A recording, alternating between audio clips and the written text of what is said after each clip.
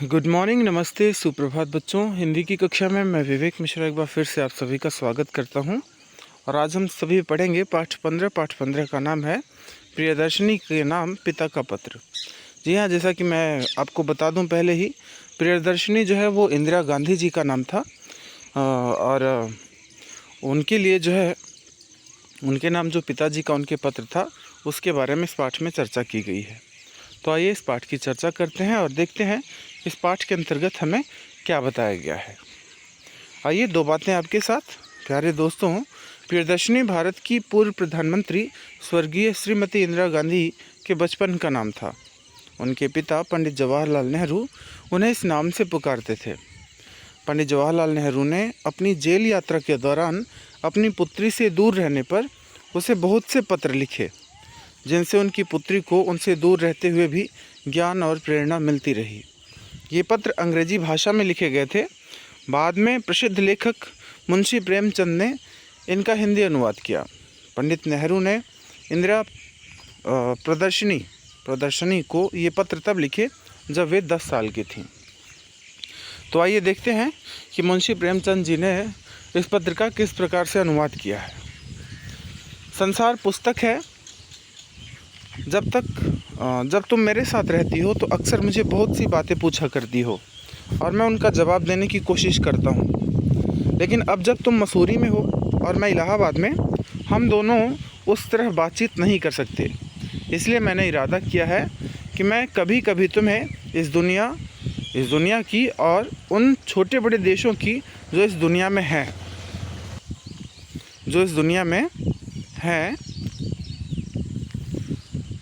छोटी छोटी कथाएं लिखा करूं। तुमने हिंदुस्तान और इंग्लैंड का कुछ हाल इतिहास में पढ़ा है, लेकिन इंग्लैंड केवल एक छोटा सा टापू है और हिंदुस्तान जो एक बहुत बड़ा देश है, फिर भी दुनिया का एक छोटा सा हिस्सा है।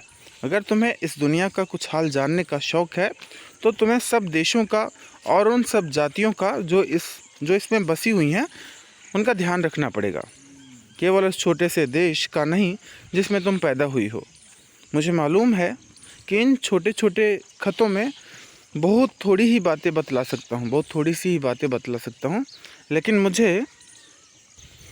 मुझे आशा है कि इन थोड़ी सी बातों को भी तुम शौक़ से पढ़ोगी और समझोगी कि दुनिया एक है और दूसरे लोग जो इसमें आबाद हैं हमारे भाई बहन हैं। जब तुम बड़ी हो जाओगी तो तुम दुनिया और उसके आदमियों का हाल मोटी मोटी किताबों में पढ़ोगी। तुम्हें उसमें जितना आनंद मिलेगा उतना किसी कहानी या उपन्यास में न मिला होगा।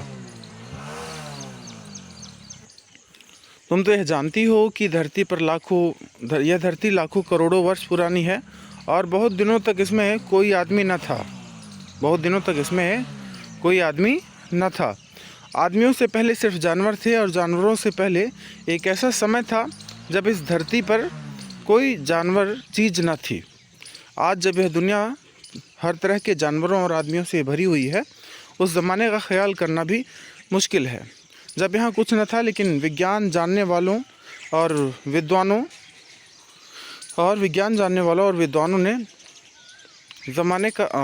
जिन्होंने इस विषय को खूब सोचा है और पढ़ा है और लिखा है कि एक समय ऐसा था कि जब यह धरती बेहद गर्म थी और इस पर कोई जानदार चीज़ नहीं रह सकती थी। और हम उनकी किताबें पढ़े, पहाड़ों और जानवरों की पुरानी हड्डियों को गौर से देखें तो हमें मालूम होगा कि एक समय ऐसा ज़रूर रहा होगा। तुम इतिहास की किताबों में ही पढ़ सकती हो, लेकिन पुराने ज़माने में आदमी पैदा ही न हुआ था। किताबें कौन लिखता? तब हमें उस ज़माने में कैसे मालूम हो? यह तो नहीं हो सकता कि हम बैठे बैठे हर बात सोच निकालें। यह बड़े मज़े की बात होगी, क्योंकि हम जो चीज़ चाहते हैं सोच लेते और सुंदर परियों की कहानी गढ़ लेते, लेकिन जो कहानी किसी बात को देखे बिना ही गढ़ ली जाए वह कैसे हो सकती है।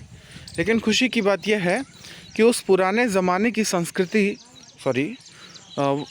ज़माने की लिखी हुई किताबें न होने पर भी कुछ ऐसी चीज़ें हैं जिनसे उतनी ही बातें मालूम होती हैं जितनी किसी किताब से होती।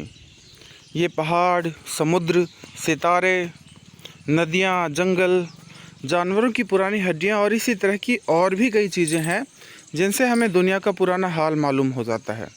मगर हाल जानने का असली तरीका यह नहीं कि हम दूसरों की लिखी हुई किताबें पढ़ लें, बल्कि खुद संसार रूपी पुस्तक को पढ़ें। मुझे आशा है कि पत्थरों और पहाड़ों को पढ़कर तुम थोड़े ही दिनों में उनका हाल जानना सीख जाओगी।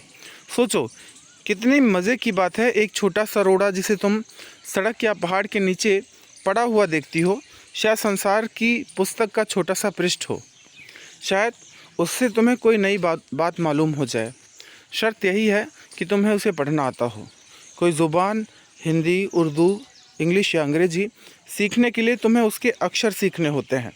इसी तरह तुम्हें प्रकृति के अक्षर पढ़ने होंगे, तभी तुम उसकी कहानी उसके पत्थरों और चट्टानों की किताबों से पढ़ सकोगी। शायद अभी तुम उसे थोड़ा थोड़ा पढ़ना जानती हो। जब तुम कोई छोटा सा गोल चमकीला रोड़ा देखती हो तो क्या वह तुम्हें कुछ नहीं बतलाता? यह कैसे गोल, चिकना और चमकीला हो गया, और उसके खुरदरे किनारे या कोने का क्या हुआ? क्या हुए? अगर तुम किसी बड़ी चट्टान को तोड़कर टुकड़े टुकड़े कर डालो तो हर एक टुकड़ा खुरदरा और नुकीला होगा। यह गोल चिकने रोड़े की तरह बिल्कुल नहीं होता। फिर यह रोड़ा कैसे इतना चमकीला, चिकना और गोल हो गया? अगर तुम्हारी आंखें देखें और कान सुने तो तुम उसके मुख से उसकी कहानी सुन सकती हो।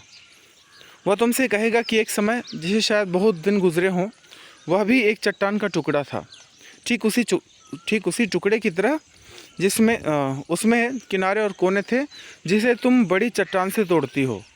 शायद वह किसी पहाड़ के दामन में पड़ा रहा, तब पानी आया और उसे भागकर छोटी घाटी तक ले गया। वहाँ से एक पहाड़ी नाले ने ढकेल कर उसे एक छोटे से दरिया में पहुँचा दिया।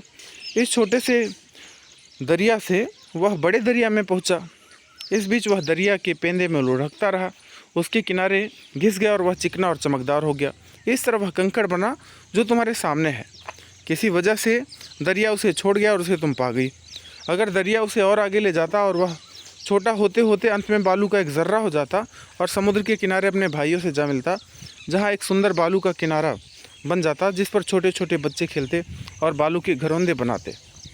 अगर एक छोटा सा रोड़ा तुम्हें इतनी बातें बता सकता है तो पहाड़ों और दूसरी चीज़ों जो हमारे चारों ओर हैं, हमें और कितनी बातें मालूम हो सकती हैं। जवाहरलाल नेहरू, मुंशी प्रेमचंद द्वारा अनुवादित। तो आशा करता हूँ कि ये जो पंडित जवाहरलाल नेहरू जी ने अपनी पुत्री इंदिरा गांधी, जिनके बचपन का नाम प्रियदर्शनी था, उनके बारे में ये जो पत्र लिखा है, जिसका अनुवाद मुंशी प्रेमचंद जी ने किया है, यह जो है पत्र आपको बहुत अच्छी तरह से समझ में आया होगा। और देखिए, यहाँ पर हमें प्रकृति से जुड़ने की जो है एक प्रेरणा दी गई है। तो आप सभी भी प्रकृति में उपस्थित जितने भी तत्व हैं उनसे जुड़ने का प्रयास कीजिए, उन्हें सुनना शुरू कीजिए। निश्चित रूप से आपको जीवन जीने का असली मज़ा आएगा। तो आज के लिए बस इतना ही। धन्यवाद। आपका दिन शुभ और मंगलमय हो।